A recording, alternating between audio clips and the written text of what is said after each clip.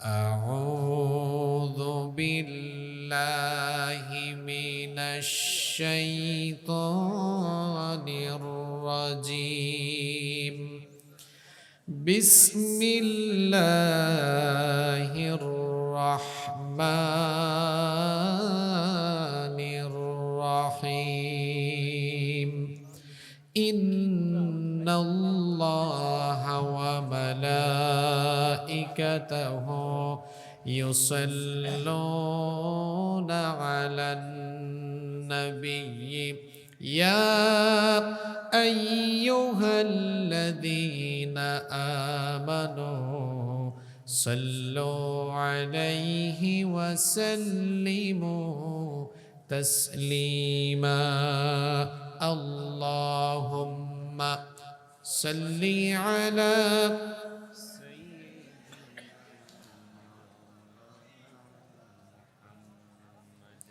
وعلى آل سيدنا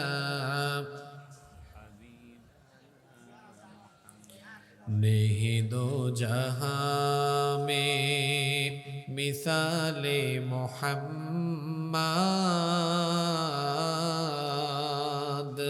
जमाले खुदा है कमाले मोहम्मद हृदय मोहम्मद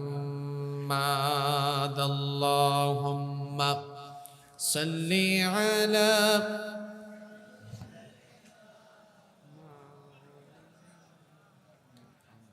وعلى آل سيدنا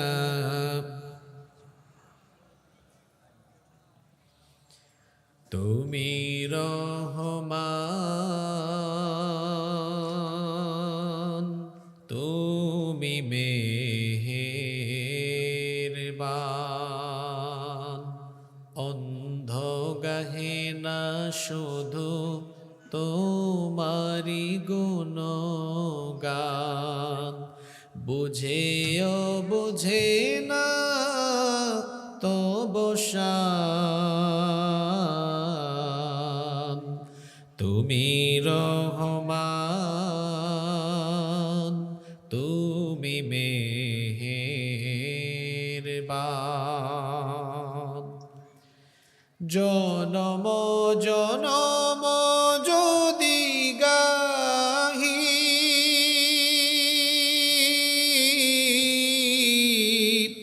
তোমারি মহিমা গাওয়া শেষ হবে নাহি জনম জনম যদি গাহি তোমারি মহিমা গাওয়া শেষ হবে নাহি ভরে অভরে না যেন সাহারায় প্রাণ তুমি রহমান তুমি মেহেরবান তোমারি করুণা ঘেরা সারা দুনিয়া সে কথা ভাবে না শুধু বধির হিয়া তোমারি করুণা ঘেরা সারা দুনিয়া সে কথা ভাবে না শুধু বধির হিয়া অশেষ অসীম অনুপম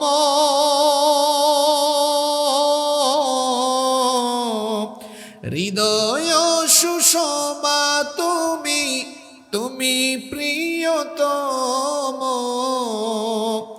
অশেষ অসীম অনুপম হৃদয় সুষমা তুমি তুমি প্রিয়তম প্রেমের আকাশে তুমি চিরমহিয়া তুমি রহমান, তুমি মেহেরবান। কখনো তোমারে যদি ভুলি,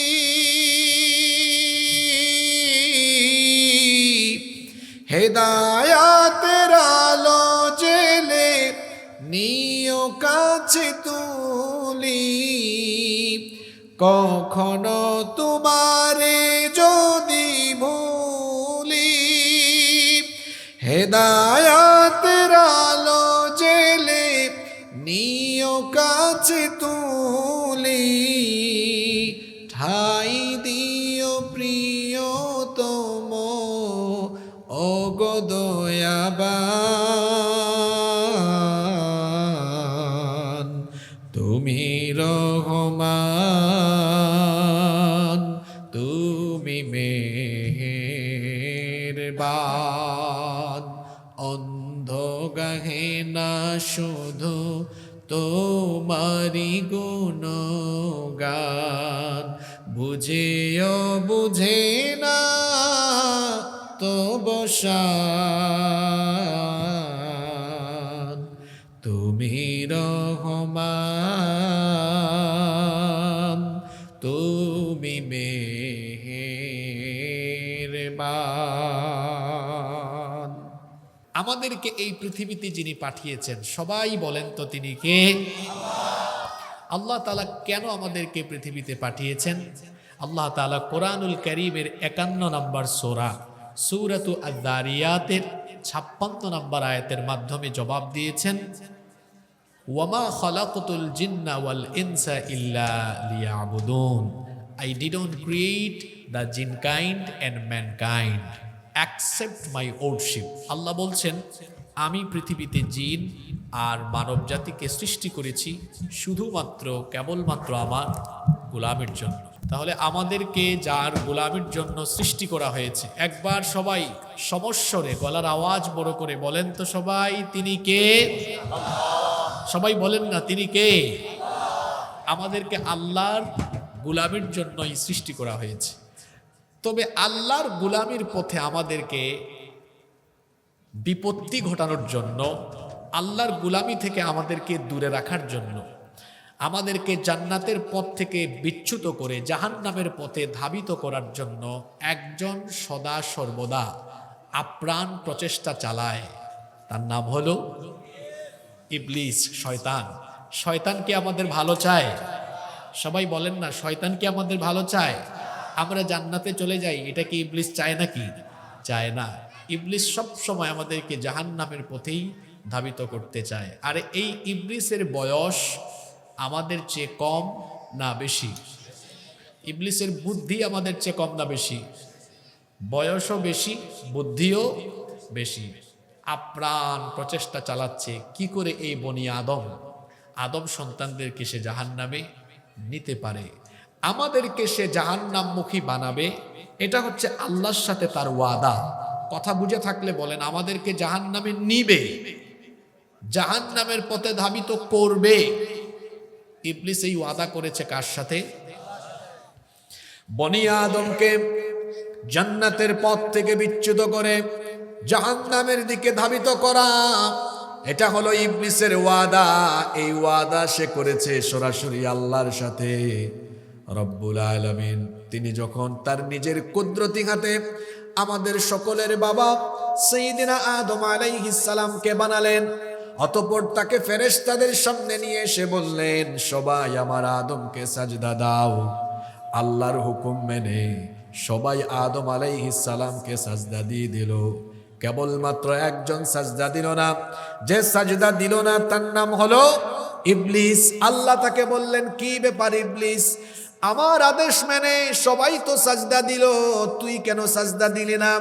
ইবলিস তখন জবাব দিল, কোরআনে কারীমের 17 নম্বর সূরা বনি ইসরাঈলের 61 নম্বর আয়াত। সে তখন বলেছিল, ক্বালা আসজুদু লিমান খালাকতা তিনা, আমি কি এমন কাউকে সাজদা দিব নাকি যাকে আপনি মাটি থেকে বানিয়েছেন? আমি তো ওই মাটির তৈরি আদমের চাইতে আরো উত্তম। সে আরো বলেছিল, কোরআনে কারীমের 38 নম্বর সূরা সূরাতুস সাদের 76 নম্বর আয়াত থেকে আল্লাহ বলছেন, ইবলিস বলেছিল, ক্বালা আনা খায়রুম মিনহু খালাকতানি মিন নারিন ওয়া খালাকতাহু মিন তিন। আপনি তাকে মাটি দিয়ে বানিয়েছেন আর আমাকে আপনি আগুন থেকে বানিয়েছেন। আগুন তো ঊর্ধ্বমুখী, কেন আমি নিম্নমুখী হয়ে আদমকে সাজদা দিব? আমি তো তার চাইতে উত্তম। ইবলিস যখন আল্লাহর হুকুম অমান্য করে দাম্ভিকতা, ঔদ্ধত, অহংকারী মনোভাব পোষণ করলো, আল্লাহ তাআলা তখন ইবলিসকে লক্ষ্য করে বললেন, ক্বালা ফাখরুজ মিনহা ফাইন্নাকা রাজীম। এক্ষুনি এই জান্নাত থেকে বের হয়ে যা, তুই আমার জান্নাত থেকে বিতাড়িত। আল্লাহ ইবলিসকে আরো বললেন, ওয়া ইন্না আলাইকা লা'নাতি ইলা ইয়াউমিদ্দিন। বিচার দিবস পর্যন্ত তোর উপর আমার লানত। আল্লাহ তাআলা যখন ইবলিসকে জান্নাত থেকে বের করে দিলেন, সে তখন আল্লাহর কাছে একটা আবেদন জানাতে চাইল। আল্লাহ বললেন, ঠিক আছে, কি আবেদন করবি কর। বলল, ক্বালা আনযিরনি ইলা ইয়াউমি ইউবাসুন। ডে অফ রিজারেকশন, পুনরুত্থান দিবস পর্যন্ত আমাকে অবকাশ দাও, সুযোগ দিয়ে দাও। আল্লাহ তাআলা তখন তাকে বললেন, ক্বালা ইন্নাকা মিনাল মুনযারিন ইলা ইয়াউমিল ওয়াকতিল মা'লুম। ঠিক আছে, সেই নির্দিষ্ট দিন পর্যন্ত আমি তোকে অবকাশ দিয়ে দিলাম, সুযোগ দিয়ে দিলাম। ইবলিস এবার এই সুযোগ পেয়ে কি করলো দেখেন, কোরআনে কারীমের 7 নম্বর সূরা সূরাতুল আরাফের 16 নম্বর আয়াত থেকে আল্লাহ বলছেন, ইবলিস এই চান্স পেয়ে এবার আল্লাহর সাথে চ্যালেঞ্জ করে একটা ওয়াদা করে বসলো। সে তখন বলল, قال فبما أغويتني لأقعدن لهم صراطك المستقيم। তুমি যে আদমের কারণে আমাকে জান্নাত থেকে বের করে দিয়েছো, এই আদম এবং তার সন্তানদেরকে সোজা পথে চলতে বাধা দেওয়া, অর্থাৎ জান্নাতি পথে চলতে বাধা দেওয়া, এটাই হবে এখন থেকে আমার প্রধান কাজ। কি করে আমি তাদেরকে লাইনচ্যুত করব, কি করে আমি তাদেরকে ধোঁকা দিব? সে তখন বলল, সুম্মা লাআতিয়ান্নাহুম মিন বাইনি আইদিহিম ওয়া মিন খালফিহিম ওয়া আন আইমানিহিম ওয়া আন শামাইলিহিম ওয়া লা তাজিদু আকতারাহুম শাকিরিন। সে তখন বলল, আমি এই বনি আদমকে সামন দিক থেকে, পিছন দিক থেকে, ডান দিক থেকে, বাম দিক থেকে চতুর্মুখী সর্বনাশী হামলা, আমার চতুর্মুখী প্রতারণার জাল বিস্তার করে করে ধোঁকা দিয়ে দিয়ে তোমার জাহান্নামটাকে বনি আদম দিয়ে আমি ভরে ফেলবো। ইবলিস এই ওয়াদা করলো কার সাথে? আস্তে বলবেন না, জোরে বলেন, কার সাথে? তাহলে আপনাদেরকে ধোঁকায় ফালাইয়া আপনাদেরকে জাহান্নামে ঢুকাবে, এই ওয়াদা ইবলিস করে এসেছে কার সাথে? আপনাদের কি মনে হয় এই ওয়াদা করার পরে ইবলিস বসে আছে, তাই না? কন্টিনিউয়াস 24টা ঘন্টা ইবলিস আমাকে আপনাকে খোঁচাখুচি করে, কি করে আমাকে আপনাকে জাহান্নামে নিতে পারে, এই দুশ্মনী ইবলিস আমাদের সাথে আরম্ভ করেছে কখন? মায়ের উদর থেকে, মায়ের পেট থেকে আমরা বের হয়েছি যখন, সেই দিন থেকে ইবলিসের দুশ্মনী আরম্ভ হয়েছে। বলেন তো দেখি, মায়ের পেট থেকে সন্তান বের হলে হাসে না কাঁদে? সবাই শুনতেছেন না? বলেন দেখি, মায়ের পেট থেকে সন্তান বের হলে হাসে না কাঁদে? আজ পর্যন্ত কোনো শিশু মায়ের পেট থেকে বের হয়ে হাসলো না, সবাই কাঁদে।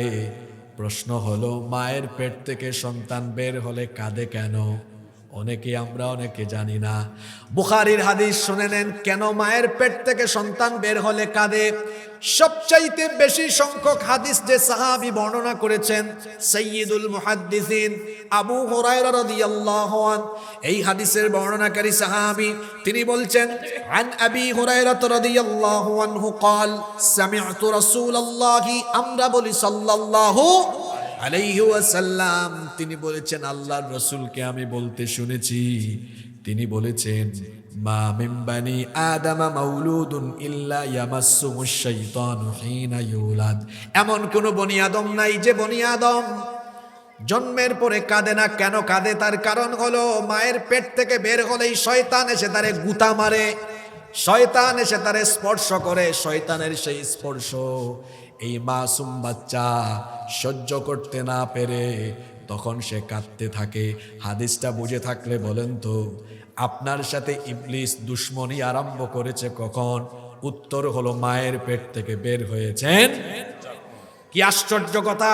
এ কেমন দুশ্মন, কি সাংঘাতিক, কি মারাত্মক দুশ্মন এই ইবলিস। আমি যখন আমার মায়ের পেট থেকে বের হয়ে গেলাম তখন থেকেই সে আমার সাথে দুশ্মনী আরম্ভ করলো। এবার প্রশ্ন হলো, ইবলিসের এই দুশ্মনী চলবে কতদিন? উত্তর হলো, আমি আপনি দুনিয়া থেকে বিদায় নিব না যতদিন, অর্থাৎ মৃত্যু পর্যন্ত আমাদের সাথে দুশ্মনী করবে কে? আসতে বলবেন না, জোরে বলেন কে? আমাদেরকে জাহান্নামের পথে ধাবিত করার জন্য ইবলিস দুইটা বিশেষ ক্ষমতা পেয়েছে। এই দুইটা ক্ষমতা ইবলিস ছাড়া আর কারো নাই। ইবলিসের কয়টা বিশেষ ক্ষমতা আছে?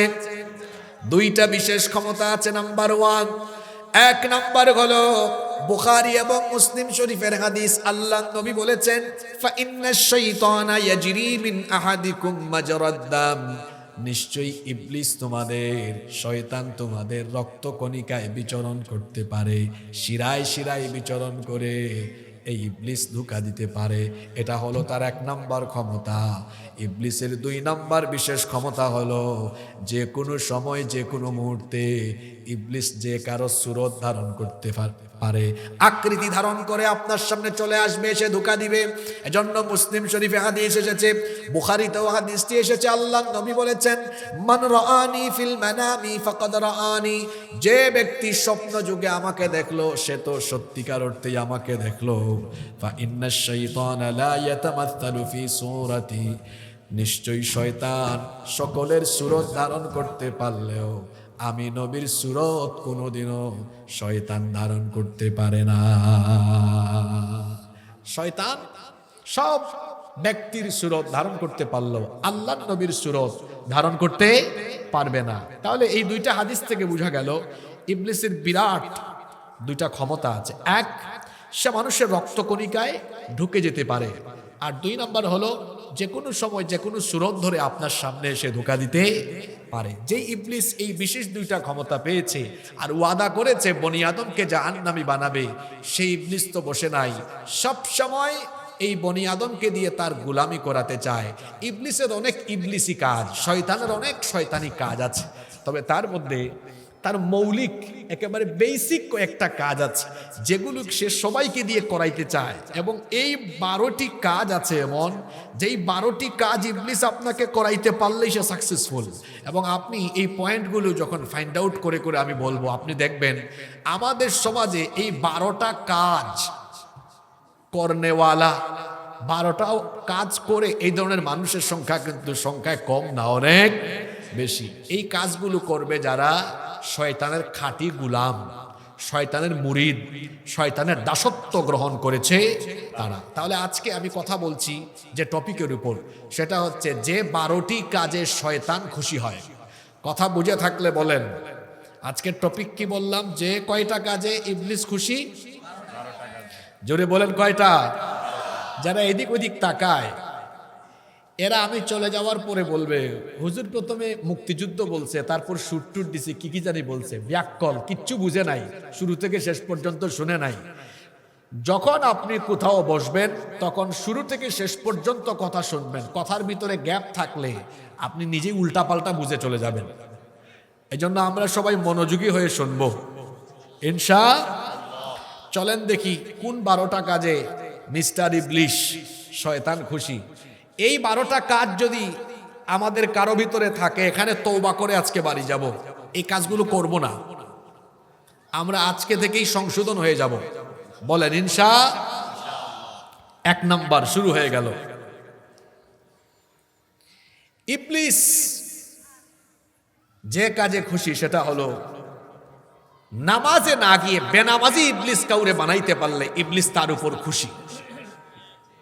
আচ্ছা বলেন তো, এই ইবলিস তো জান্নাতের ভিতরেই ছিল, সে জান্নাত থেকে বের হয়েছে কি না দেওয়ার কারণে? সিজদা না করার কারণে। কয়টা সাজদা? একটা। সে জান্নাতি ছিল, জান্নাতের ভেতরেই থাকতো, বসবাস করত, কেন তাকে জান্নাত থেকে বের করে দেওয়া হলো? তার কারণ হলো তার অপরাধ ছিল সে সাজদা দেয় নাই। আর ইবলিস মাত্র একটা সাজদা না দেওয়ার অপরাধে সে জান্নাত থেকে বিতাড়িত হয়ে গেল। এই জন্য ইবলিস আফসুস করে বলে, হাদিসটা মুসলিম শরীফে এসেছে, ইয়া ওয়াইলি, হায় দুর্ভাগ্য আমার, উমের ইবনু আদম বিসসুজুদ, আদম সন্তানকে সাজদা দেওয়ার আদেশ করা হয়েছে, ফাসাজাদা ফালাহুল জান্নাহ, তারা আল্লাহর হুকুম মেনে সাজদা দিয়ে তাদের জন্য জান্নাত হাসিল করে ফেললো। আল্লাহু আকবার। সে আরো বলে, ওয়া উমিরতু বিসসুজুদ, আমাকেও তো সাজদার আদেশ দেওয়া হয়েছিল, ফাআবাইতু, কিন্তু আমি সেই হুকুম অমান্য করেছিলাম, ফালিন্নার, এই জন্য আমি জাহান্নামের অধিবাসী হয়ে গেলাম। যেহেতু ইবলিস সাজদা না দেওয়ার অপরাধে জান্নাত থেকে বিতাড়িত হয়েছে, এই জন্য ইবলিসের প্রথম টার্গেট হলো সেও মানুষকে সাজদা থেকে দূরে রাখবে, সেও মানুষকে নামাজ থেকে দূরে রাখবে। এই জন্য ইবলিস নামাজ থেকে আপনাকে দূরে রাখবার আপ্রাণ প্রচেষ্টা চালায়। এই যে কিছুক্ষণ পরে রাতের বেলা বাড়িতে আপনারা ঘুমাবেন, আপনারা ঘুমায় যান, আপনাদের কাজ শেষ, কিন্তু ইবলিসের কাজ কারবার থামে না। আপনারা যখন ঘুমান তখনও ইবলিস কি করে শোনেন, তার ষড়যন্ত্র থামে না। বুখারী শরীফে হাদিস এসেছে, এই হাদিসটি আবু হুরায়রা রাদিয়াল্লাহু আনহু বর্ণনা করেছেন। তিনি বলেছেন, রাসূল কারীম, আমরা বলি সাল্লাল্লাহু আলাইহি ওয়াসাল্লাম বলেছেন, ইয়াকিদুশ শাইতানু আলা কাফিয়াতি রাসি আহাদিকুম ইযা হুয়া নামা সালাসা উকাদ, যখন তোমাদের কোনো ব্যক্তি রাতের বেলা ঘুমায়, শয়তান তখন তার ঘাড়ের দিকে এসে 3টা গিরা লাগায়। আপনাদের এলাকায় মানুষেরা গিরা বলে না গিট্টো বলে? যখন কোনো ব্যক্তি রাতের বেলা ঘুমায়, শয়তান তার ঘাড়ের পিছনে 3টা গিরা লাগায়। ইয়াদরিবু কুল্লা উকদাতিন আলাইকা লাইলুন তাওয়িল ফারকুদ, প্রত্যেকটা গিরায় সে এই মন্ত্র পড়ে ফু দেয়, রাত অনেক লম্বা, তুই আরাম করে ঘুমা। যখন ফজরের আজান কানে যাওয়ার পরে আল্লাহর ভয়ে আজান শুনে কোনো ব্যক্তি ঘুম থেকে উঠে যায়, শয়তানের লাগানো 1 নাম্বার গিরা তখন ছুটে যায়। লোকটা যখন অজু করে শয়তানের লাগানো 2 নাম্বার গিরাটাও ছুটে যায়। লোকটা যখন নামাজে দাঁড়িয়ে যায়, শয়তানের লাগানো 3 নাম্বার গিরাটাও ছুটে যায়। কিন্তু যে আজান শুনে উঠে না, আল্লাহরেও ভয় পায় না, জামাতেও হাজির হয় না, ঘুমিয়ে থাকে, সে আল্লাহকে নারাজ করে দিয়ে শয়তানকে খুশি করে, শয়তানের দাসত্ব গ্রহণ করে, শয়তানের খাস মুরিদ হয়ে শয়তানকে সে খুশি করে, শয়তানকে হাসিয়ে ফেলে। শয়তানের 1 নম্বর টার্গেটই হলো মানুষকে বেনামাজি বানানো। কেন? কিয়ামতের দিন সর্বপ্রথম আপনাদের কাছ থেকে আল্লাহ যে আমলের হিসাব চাইবেন, সেই আমলের নাম কি? দেখছেন কারবার? আপনার প্রথম প্রশ্নটাই যেন কমন না পড়ে, সেই জন্য ইবলিস আপনাকে নামাজ থেকে দূরে রাখবার চেষ্টা চালায়। আপনি ইবলিসের ফান্দে পড়েছেন, ইবলিসের ফান্দে পড়ে আপনার ফজর নাই, জোহরও নাই, আসরও নাই, মাগরিবও নাই, এশাও নাই। হয়তোবা এখানে আল্লাহর বহু কুতুব মাহফিলে চলে এসেছে, কিন্তু এশার নামাজটা কাজা করে এসেছে। আমার দেশে এইরকম বহু মানুষ আছে, ওয়াজ শুনে রাত 12টা 1টা পর্যন্ত এসে কই, হুজুর আপনার আলোচনা আমি বড় পছন্দ করি, ওয়াজও শুনি। হায় রে শ্রোতা, ওয়াজ শুনে আমল করে না। কবি বলেছেন, আমাদের দেশে হবে সেই ছেলে কবে কথায় না বড় হয়ে কথা বলবেন কম, কাজ করবেন বেশি। আপনি তো ইবলিসের ফান্দে পড়েছেন। ইবলিস চায় আপনাকে জাহান্নামী বানাতে, নামাজ থেকে দূরে রাখতে। আল্লাহর নবী বলেছেন, লা দীনা লিমান লা সালাতা লাহু, যার মধ্যে নামাজ নাই তার মধ্যে দিন নাই। নামাজের ব্যাপারে সংক্ষিপ্ত ওয়াজ হলো, যার মধ্যে নামাজ নাই তার মধ্যে ঈমান নাই। এই জন্য খবরদার, ইমানদারির পরিচয় দিতে হলে 5 ওয়াক্তের নামাজ কোনোভাবে কখনোই কাজা করা যাবে না। যারা নামাজ ছেড়ে দেয় তারা শয়তানকে হাসায়। কারণ আল্লাহর নবী বলেছেন, যখন কোনো ব্যক্তি নামাজে আল্লাহকে সাজদা দেয়, ইবলিস যখন এটা দেখে, ইরতাজালা শাইতানু আনহু ফায়াবকি, এই লোকটার সাজদার দৃশ্য দেখে ইবলিস তার থেকে দূরে চলে গিয়ে তারপরে কান্না করে। তার মানে বোঝা গেল, কোনো মানুষ নামাজে আল্লাহকে সাজদা দিলে ইবলিস এই দৃশ্য দেখলে কাঁদে। আর যখন কোনো মানুষ নামাজ ছেড়ে দিয়ে আড্ডা মারে, ঘুমায়া থাকে, খেলাধুলা করতে থাকে, তামাশা করতে থাকে, ইবলিস এই বেনামাজিকে দেখলে তখন হাসে। হাদিসটা বুঝে থাকলে বলেন তো, আমরা নামাজে গেলে ইবলিস কাঁদে না হাসে?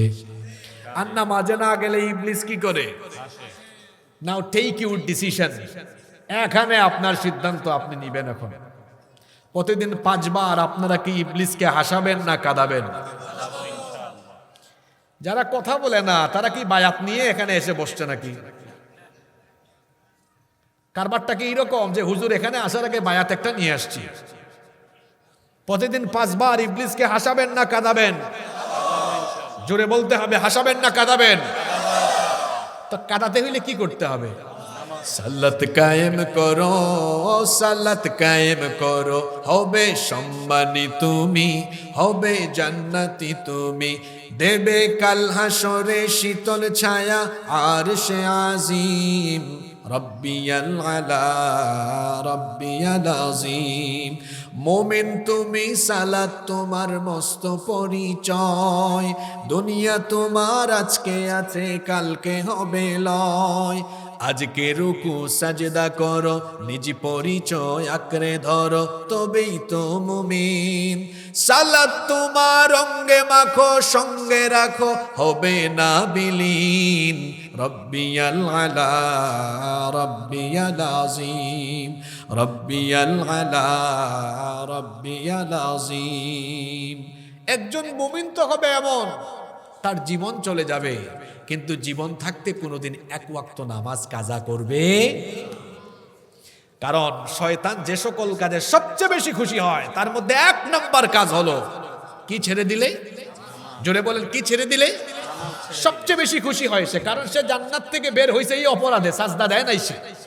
এই জন্য আপনাকেও এই একই অপরাধের অপরাধী সে বানাতে চায়, একই অপরাধের অপরাধী বানাতে চায়। আমরা কি ইবলিসের অপরাধে, এই সেম অপরাধের অপরাধী হতে চাই নাকি? মহিলা প্যান্ডেলে যত মা বোনেরা আছেন, আমার মা বোনদেরকেও সেম কথা বলবো, খবরদার 1 ওয়াক্ত নামাজ কাজা করবেন না। কলেজে বিশ্ববিদ্যালয়ে আমার যে সকল বোনেরা পড়ালেখা করেন তাদেরকে বলবো, আমার বোনেরা নামাজ কখনো ছাড়বেন না। নারীদের জন্য জান্নাতে যাওয়া কত সহজ। আল্লাহর নবী বলেছেন, ইদা সাল্লাত আল মারআতু খামসাহা ওয়া সামাত শাহরাহা ওয়া হাফিজাত ফারজাহা ওয়া আতাআত যাওজাহা, যেই নারী এই 4টা কাজ করবে, 5 ওয়াক্তের নামাজের হেফাজত করবে, রমজান মাসে রোজা রাখবে, স্বামীর আনুগত্য করবে, খেদমত করবে, আর যে নারী তার সতীত্ব তার স্বামীর জন্য রক্ষা করবে, ওই নারীর জন্য আল্লাহ কিয়ামতের দিন জান্নাতের সবগুলো দরজা খুলে দিবে। এই জন্য আমার মাদেরকে বোনদেরকে বলবো, খবরদার। মা বোনদের জোহরের নামাজ লেট করে পড়ার অভ্যাস আছে। জোহরের নামাজ নারীরা লেট করে আদায় করে, তাদেরকে বলবো দুপুর 12টা 12:30টার মধ্যে ঘরের রান্না বান্না শেষ করবেন, তাড়াতাড়ি গোসল করে জোহরের নামাজে আগে দাঁড়িয়ে যাবেন। আমরা যারা পুরুষ আছি, নারী আছে, সবার জন্য কাজ আগে না নামাজ আগে? জোরে বলেন, কাজ আগে না নামাজ আগে? আমাদের সব কাজ পরে, নামাজ হলো সবার আগে আমাদের নামাজ।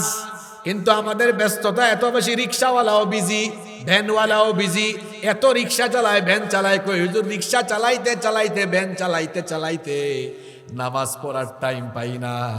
এই জন্য দেখা যায় 10 বছর 15 বছর ভ্যান চালায়, রিক্সা চালায়, পরিবারের তার কোনো অভাব যায় না।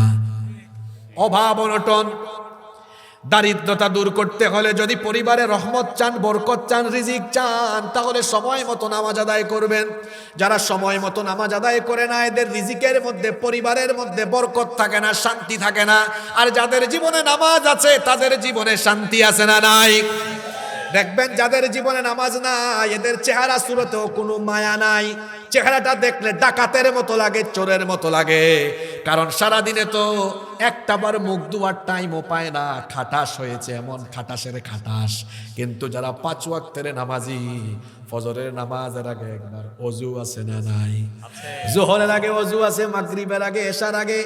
একজন নামাজি যারা তাহাজ্জুদ পড়ে না, তারাও কমপক্ষে 5 বার ওযু করে। যারা তাহাজ্জুদ গুজারি তারা তো তার থেকে আরো বেশি ওযু করে। আরো কিছু আমলদার বান্দা আছে ওযু ছাড়া থাকে না, সব সময় ওযু করে। আপনারা যারা এখানে আছেন সবাইকে অনুরোধ করি এই আমলটা করার চেষ্টা করবেন। আল্লাহর নবী মেরাজ থেকে ফিরে এসে সাইয়্যিদিনা বেলাল রাদিয়াল্লাহু আনহুকে বললেন, বেলাল তোমার মর্যাদা কত বেশি তুমি কি জানো নাকি? তিনি বললেন, ইয়া রাসূলুল্লাহ, আমরা বলি সাল্লাল্লাহু আলাইহি ওয়াসাল্লাম। কি করে আমার এত মর্যাদা হয়েছে? বলেন কি মর্যাদা?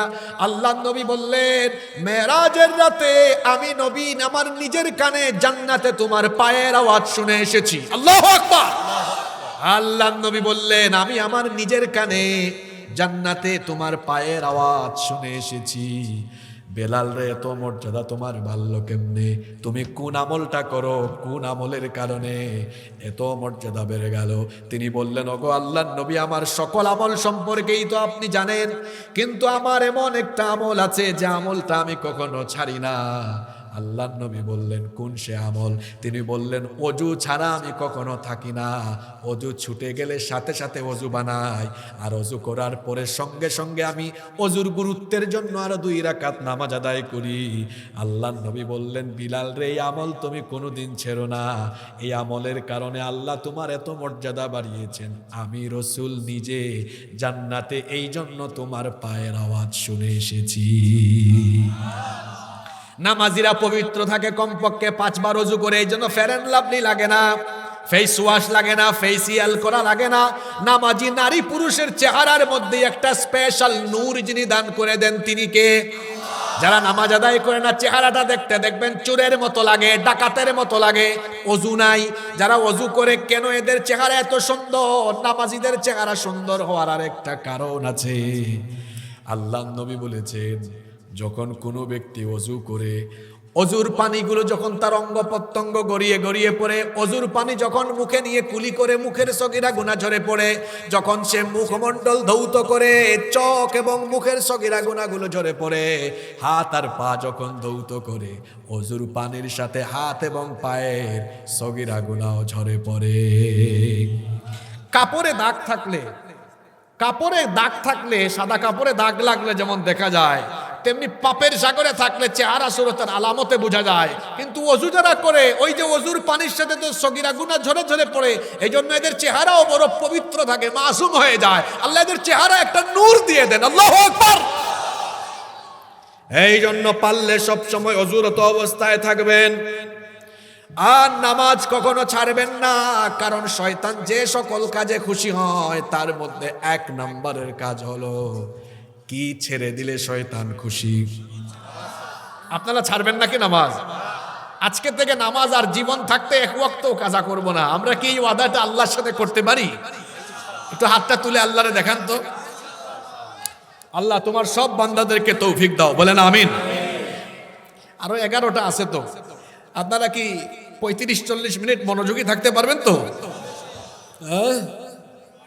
নাম্বার 2 নাম্বার যে কাজে শয়তান খুশি, সেটা হলো আপনাকে জামাতে নামাজ আদায় থেকে দূরে রাখতে পারলে শয়তান আরো খুশি। মনে রাখবেন, একা একা নামাজ আদায় করলে নামাজের কোনো হক আদায় হয় না। কারণ নামাজকে ফরজ করা হয়েছে জামাতের সাথে, এই জন্য নামাজ জামাতের সাথে আদায় করতে হবে। একাকী নামাজ আদায়ের চাইতে জামাতে নামাজ আদায় করায় 27 গুণ বেশি সওয়াব রয়েছে। সুবহানাল্লাহ। আল্লাহর নবী বলেছেন, আজান হওয়ার পরে যারা ঘরে একাকী নামাজ আদায় করে আমার ইচ্ছে হয় সেই ঘরগুলিতে আমি আগুন লাগিয়ে ঘরগুলো জ্বালিয়ে দেই।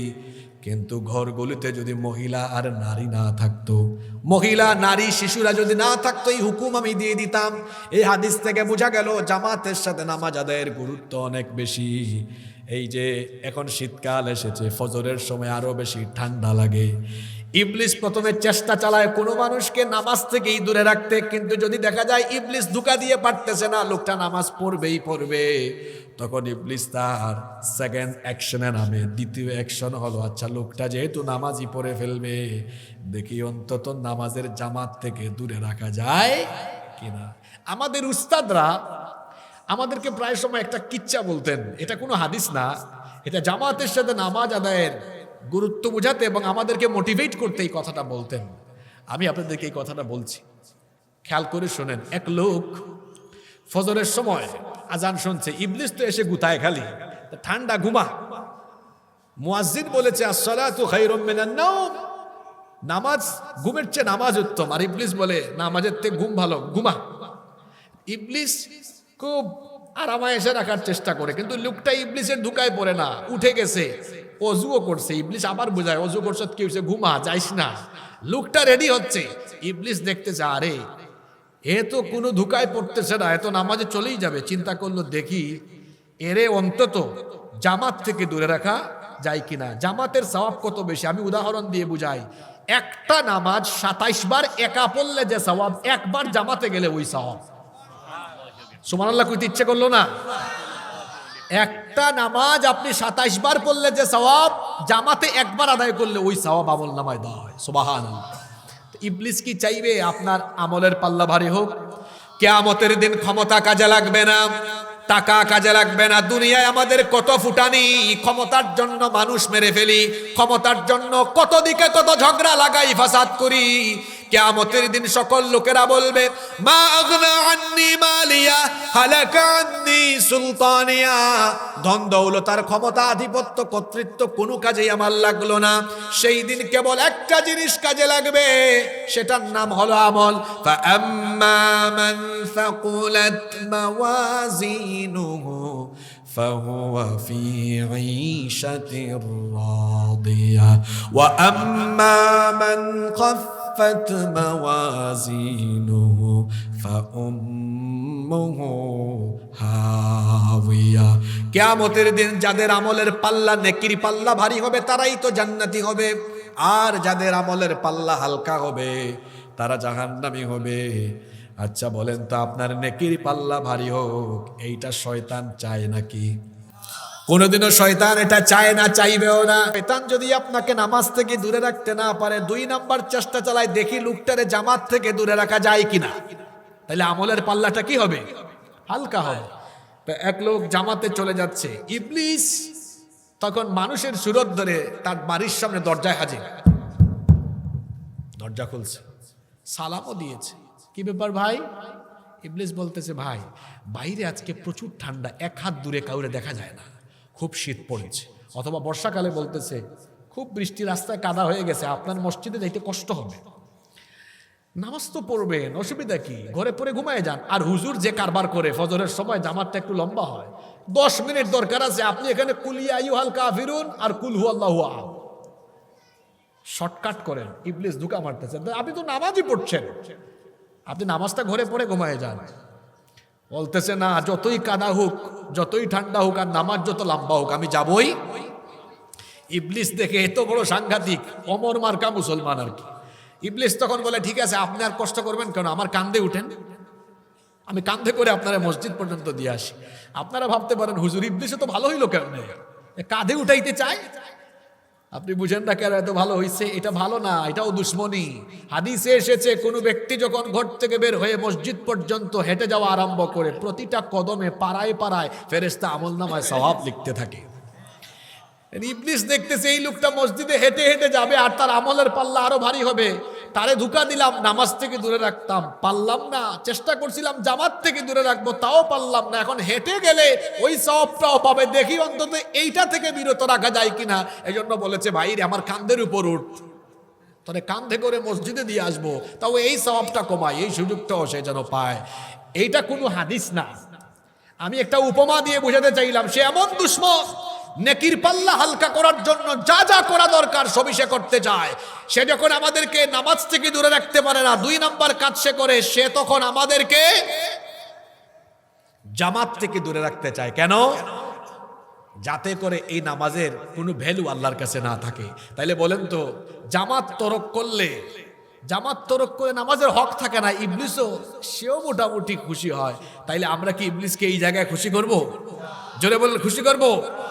মসজিদগুলো ভরপুর করে দেব। আমার দেশে জুমার দিনে মসজিদে ঠেলাঠেলি জায়গা হয় না, আর বাকি ওয়াক্তগুলোতে নামাজই হয় না। আমার নবীর জুমার মসজিদে নামাজের সংখ্যা হতো যেমন, বাকি ওয়াক্তও নামাজের সংখ্যা হতো তেমন। আল্লাহু আকবার।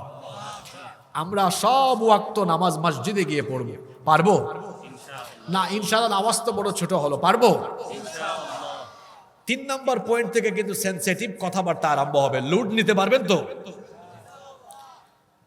3 নম্বর, যে কাজে শয়তান খুশি। শয়তান দেখতেছে এই লোকটা নামাজও পড়ে, শয়তান চিন্তা করছে, রাখ তুই নামাজ পড় সারা জীবন, তোর এক ওয়াক্ত নামাজও যেন কবুল না হয়, ওই জায়গায় আমি হাত দিব। ওইটা কোন জায়গা? ওইটা হলো যদি ইবলিস কাউকে হারাম পথে, অবৈধ পথে উপার্জন করাইয়া হারাম খাওয়াইতে পারে, ইবলিস সাকসেসফুল। তার কারণ হলো হারামখোরের কোনো ইবাদত, কোনো দোয়া আল্লাহর দরবারে কবুল হয়। ভালো করে শুনেন, ইবাদত কবুলের পূর্ব শর্ত হলো হালাল খাওয়া। কথা বুঝে থাকলে বলেন তো, ইবাদত কবুলের পূর্ব শর্ত হলো কি? খাওয়া। আজকের দুনিয়ায় হালাল খেতে পারা সবচেয়ে বড় চ্যালেঞ্জের ব্যাপার। বান্ডিলের লোভ তো সামলানো যায় না, হালাল খেতে পারা বড় চ্যালেঞ্জের ব্যাপার। সুদ, ঘুষ, চুরি, ডাকাতি, অন্যায়ের হাজারি, ছিনতাই, লুটতরাজ, লুটপাট, চাঁদাবাজি, টেন্ডারবাজি, অবৈধ পথে, হারাম পথে উপার্জন করে করে করে করে যারা সেই খাবার দাবার গ্রহণ করে 5 ওয়াক্ত নামাজেও যায়, এই নামাজের কোনো দাম আল্লাহর কাছে। কষ্ট পাবেন না আমার কথায়। আমার দেশে বহু নামাজি আছে, 5 ওয়াক্ত নামাজও আদায় করে, আবার তার গ্রামে, তার এলাকায় সবচেয়ে বেশি সুদের কারবারও সে করে। আমার দেশে এমন বহু মানুষ আছে, 5 ওয়াক্ত নামাজও আদায় করে, আবার চাকরি করে, অফিসে একটা ফাইল এক টেবিল থেকে আরেক টেবিলে যায় না, তার পকেটে অথবা খামের ভিতরে ঘুষের টাকা না দিলে। কি বলেন, এরকম আছে না? আছে না? সুদখুর নামাজি, ঘুষখুর নামাজি, চাঁদাবাজি নামাজি আছে না? 5 ওয়াক্ত নামাজ আদায় করে, বাজারে চাঁদাবাজি করে, লুটপাট করে, 5 ওয়াক্ত নামাজ আদায় করে, আবার এমন কন্ট্রাক্টর রাস্তাঘাটে, ব্রিজে, কালবাটে দুর্নীতি করতে করতে সম্পদের পাহাড় গড়ে তুলেছে। আছে না নাই? তোর নামাজ, তোর তাহাজ্জুদ, তোর হজ, তোর যাকাত, কোনো কিছু আল্লাহর দরবারে যাবে না। এইটা আমার কথা নয়, হাদিসটা বুখারীতে এসেছে। আল্লাহর নবী বলেছেন, ইন্নাল্লাহা তাইয়্যিব, নিশ্চয়ই আল্লাহ পবিত্র, লা ইয়াকবালু ইল্লা তাইয়্যিবা, পবিত্র ছাড়া কোনো জিনিস তিনি গ্রহণ করেন, পবিত্র ছাড়া কোনো জিনিস তিনি গ্রহণ করেন না। ওয়া আন্নাল্লাহা আমারাল মুমিনিনা বিমা আমারা বিহিল মুরসালিন, নিশ্চয়ই আল্লাহ মুমিনদেরকে যে আদেশ দিয়েছেন, রাসূলদেরকেও একই রকমের আদেশ দিয়েছেন। সুম্মা যাকারার রাজুল, এরপরে আল্লাহর নবী এক ব্যক্তির ঘটনা উল্লেখ করলেন। আশআসা ওয়া আগবারা ইউতিলুস সাফার, যে ব্যক্তি লম্বা সফর করছে, সফর করতে করতে এত ক্লান্ত, নবীজি বলেছেন আশআসা ওয়া আগবারা, তার চুল এলোমেলো, উস্কো খুস্কো হয়েছে, গোটা শরীরে ধুলাবালু লেগে গিয়েছে, এমন ধুলাবালি যুক্ত বদন আর উস্কো খুস্কো চুলের ওই ক্লান্ত ব্যক্তি ইয়ামুদ্দু ইয়াদাইহি ইলাস সামা, একটা পর্যায়ে আকাশের দিকে হাত উত্তোলন করে দোয়া আরম্ভ করেছে, ইয়া রাব্বি, ইয়া রাব্বি, রব আমাকে এটা দাও, এইটা দাও।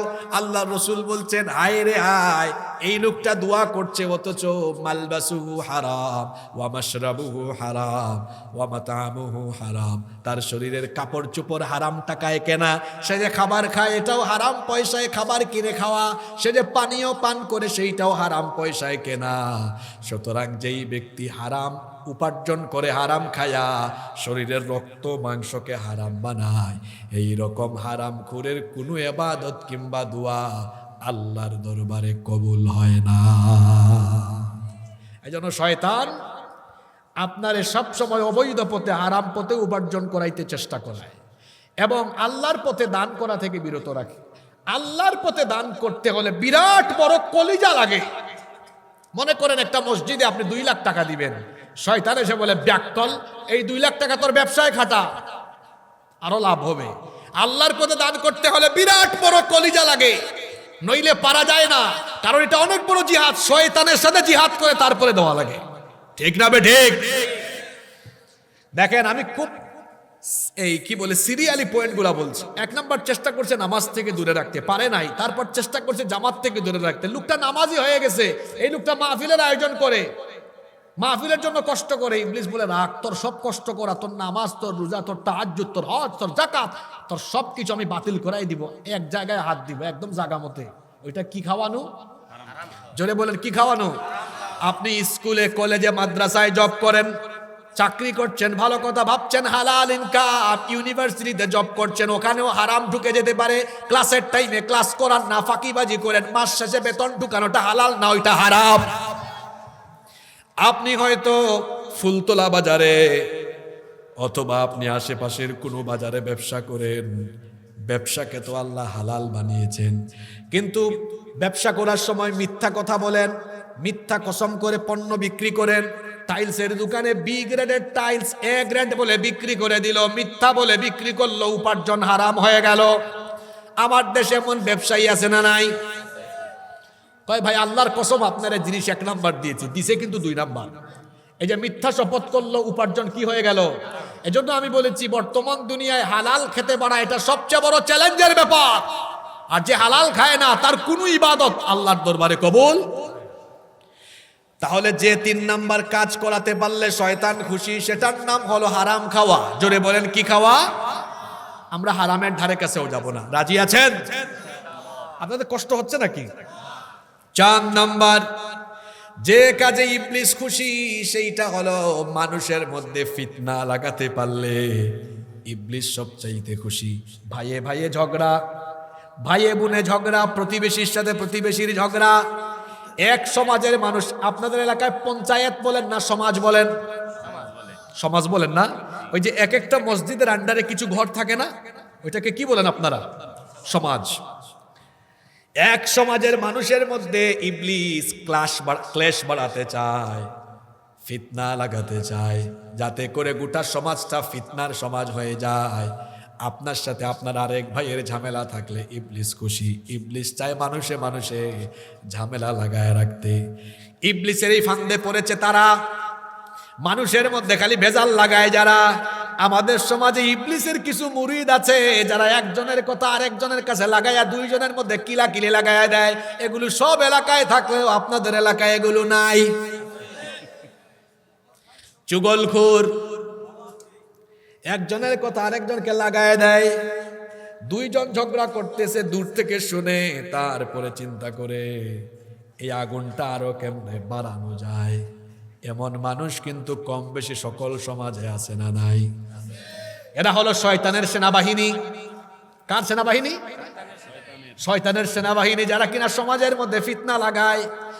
আমার দেশের অনেক সমাজে মাতব্বর টাইপসের লোকরাও এই কামগুলো করে। অনেক সময় আপনাদের এলাকায় এগুলো আছে কিনা জানি না, বিভিন্ন এলাকায় অনেক সময় আছে এরা 2 পক্ষ থেকে, এক পক্ষ থেকে ঘুষ খাবে, খাইয়া 2 গ্রুপের মধ্যে আরো ঝামেলা লাগাই দিবে।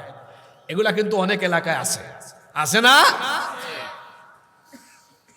চুগলখোর একজনের কথা আর একজনের কাছে লাগায়, গীবত করে, ঝামেলা লাগায়। কোথাও আগুন লাগলে সেখানে পানি ঢালেন, কেরোসিন ঢেলে আগুনের উত্তাপ বাড়াইয়েন না।